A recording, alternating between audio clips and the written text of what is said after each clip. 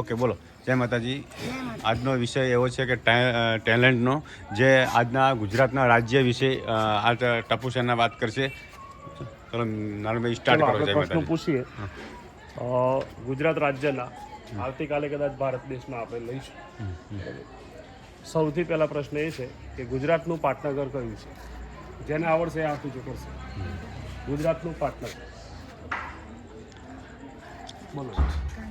ઊભો થઈ જા. સાચા ઊભો થઈ જા. બિલકુલ સાચો જવાબ છે. સાચો જવાબ. ગુજરાતનો સૌથી ઊંચો ડુંગર કયો છે? ગુજરાતનો સૌથી ઊંચો ડુંગર, જેને આવડશે હાથ ઊંચું કરશે. એકબીજાની અંદર ચર્ચા કરવાની નથી. ગુજરાતનો ઊંચો પર્વત, ડુંગર, ભાખરો. હા, એક જણા થઈ જાઓ, બે જણા ઊભો થઈને વાત કરો. બોલો. Mount Everest. ખોટું. ગિરનાર. બિલકુલ સાચો જવાબ છે. ગિરનાર જ બોલવાનો હતો. હા.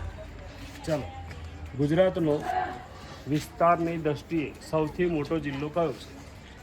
વિસ્તારની દ્રષ્ટિએ સૌથી મોટો જિલ્લો કયો છે ગુજરાતનો? જિલ્લો ગુજરાતનો કચ્છ. બિલકુલ સાચો જવાબ છે. ઓકે, થેન્ક યુ મિત્રો. એવું છે કે આ છોકરાને આ કોઈ વિડીયોનો માધ્યમથી એવું શીખવામાં આવે છે, એમનું ટેલેન્ટ પણ વધે, એમને પણ બહુ આગળ વધવાની એમ કોશિશ થાય. એના માટે આપણે વિડીયો પણ બનાવીશું, એમને પણ ઇનામ પણ આપીશું, એમને ગિફ્ટ પણ આપીશું. એમાં એવું કારણ એવું છે કે એમને છોકરાને એના કારણથી એમને છોકરાને ઉત્સવ જાગે કે આપણે આટલા આગળ છીએ. ચલો બીજો જવાબ મિત્રો આપણે પૂછી શકો. આપણે જે બનાસકાંઠા જે જિલ્લો છે એની અંદર એક અભયારણ્ય આવેલું છે. એ અભયારણ્યનું નામ શું છે? આપણા જિલ્લાની અંદર એક અભયારણ્ય આવેલું છે. અભયારણ્યનું નામ બોલો. અભયારણ્ય આવેલું છે તો બધા બોલી દે. ત્યાં આગળ આપણે જઈએ જ છીએ. અભયારણ્ય એટલે ઓલું બધું વસ્તુ હોય. અભયારણ્ય એટલે કે જો આગળ પશુ પંખી નિર્ભયતાથી રહી શકે, તેઓ આગળ એનો કોઈ શિકાર ના કરી શકે, એનો કોઈ રંજાણ ના કરી શકે, એને અભયારણ્ય કહેવાય. તો બનાસકાંઠા જિલ્લાની અંદર એક એવું અભયારણ્ય આવેલું છે અને તેઓ આગળ આપણે દર વખતે વર્ષમાં એકવાર તો આપણે અવશ્ય જઈએ છીએ. કયું અભયારણ્ય છે અને ક્યાં આવેલું છે?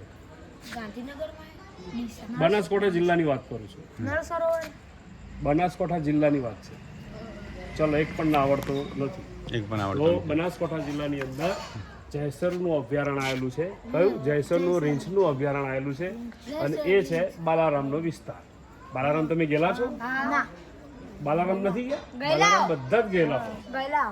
તો બાલારામ જે છે તેઓ આગળ તમે બાજુમાં જે આજુબાજુ જે વિસ્તાર છે તેઓ આગળ તમે બોર્ડ મારેલા હશે તો ભાઈ જયસર રીંછનું અભયારણ્ય, બરાબર, એ બાલારામ વિસ્તારથી અંદર ચાલુ થાય છે. અસ્તુ જય હિન્દ. આજનો વિડીયો એ પૂરો કરી દે. જય માતાજી મિત્રો. આજનો વિષય એવો હતો કે જય માતાજી. આજનો વિષય એવો હતો કે આ છોકરાઓ કોઈ 8માં ભણે છે, આ પણ 8માં ભણે, કોઈ 6માં ભણે, 7માં ભણે.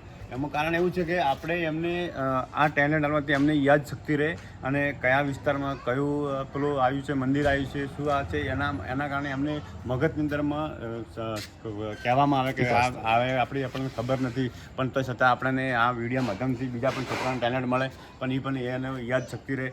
એટલા માટે આપણે આવો વિડીયો બનાવ્યો છે મિત્રો. આપ દરરોજ વિડીયો જોતા રહેજો. જય માતાજી, જય શ્રી કૃષ્ણ.